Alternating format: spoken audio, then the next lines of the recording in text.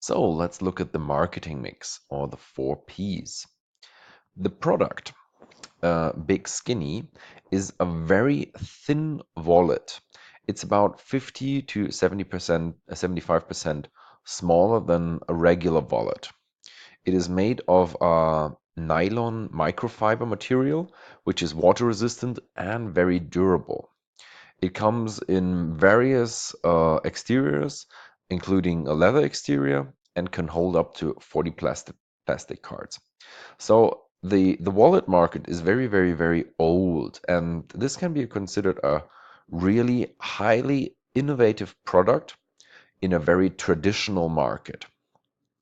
The price, the second P, is around $20. It just depends on the material. If you want a nicer looking wallet, then you get a bit higher price than with the other materials.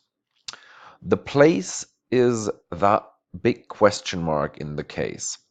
It started off at street fairies, in stores, and now the Big Skinny moved to a website.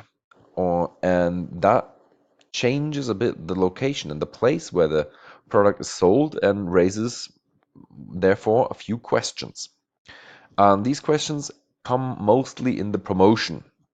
The promotion used to be very traditional. It was print advertisement, personal selling at the fairs where you just talk to random strangers and try to sell it just on a one-on-one basis. Or they just gave out postcards at restaurants and tried to attract new customerships. Now that they moved to bigskinny.net, they don't have they can't approach the customer because they don't see the customer.